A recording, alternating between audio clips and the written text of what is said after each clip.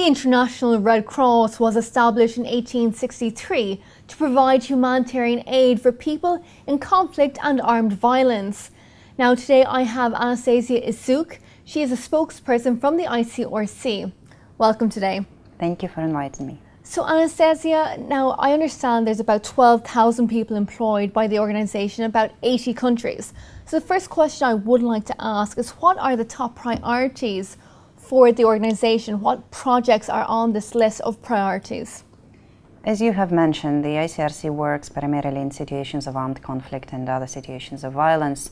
So you can imagine that on top of our priority list are such countries as Afghanistan, Iraq, Somalia, Democratic Republic of Congo, and of course Syria. The situation in Syria has been in humanitarian crisis for more than 2 years now, and the population have been affected in a variety of ways, and obviously the humanitarian aid in this country remains on top of our priority list.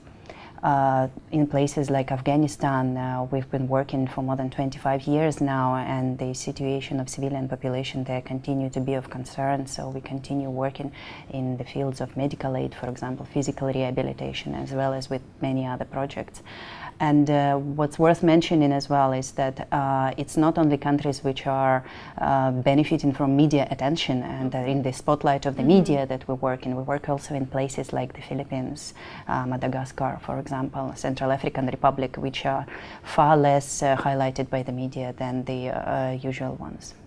And Anastasia, how is the organisation financed, and what sort of challenges in terms of financing has the organisation faced over the coming years since the crash?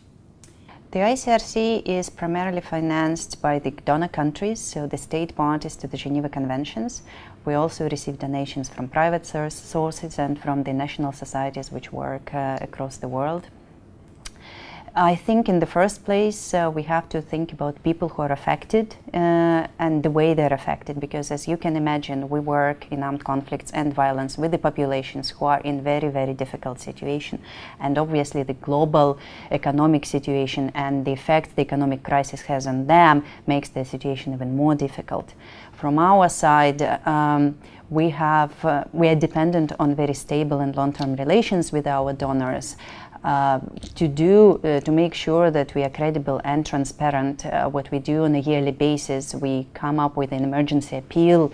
Roughly in December each year, we come up with the appeal for funds, which is based on two things. First of all, it's our assessment of the situation on the ground where we work, what exactly the needs are, what is it that people need. And the second part is how much of it we are realistically in position to fulfill. So the needs can be enormous, but our capacity can be limited because of the restrictions in terms of security, because of questions of access, and many other parameters.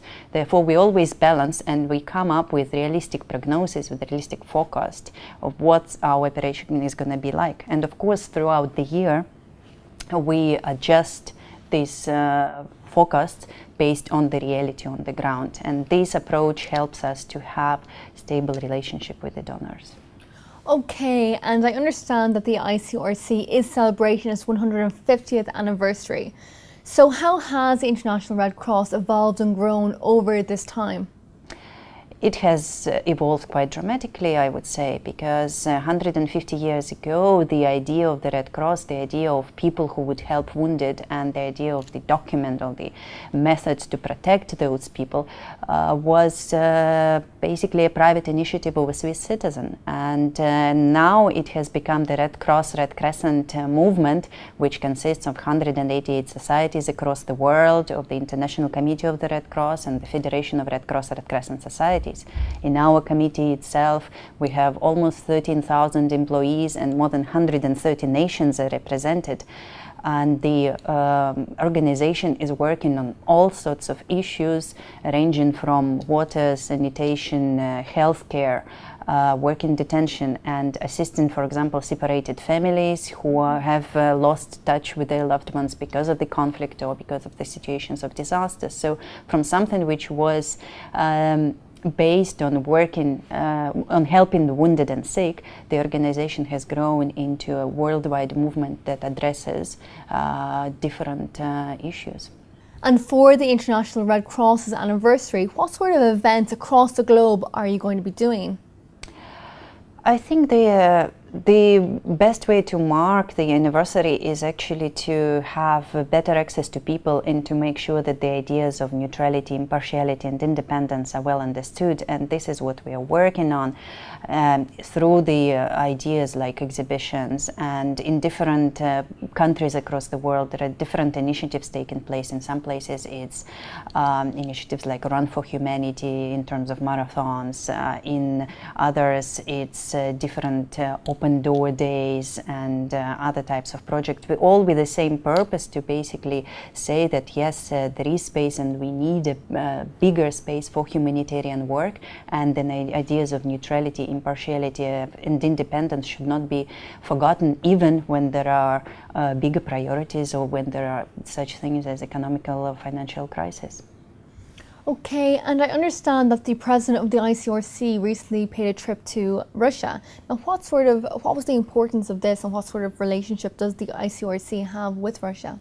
Indeed, the president has visited the Russian Federation in the beginning of October, and among the issues discussed were humanitarian situation in places like Syria and Afghanistan, and the role that Russia can play in improving ICRC's access to certain areas in Syria and to the affected populations, as well as ICRC's work in the Russian Federation itself.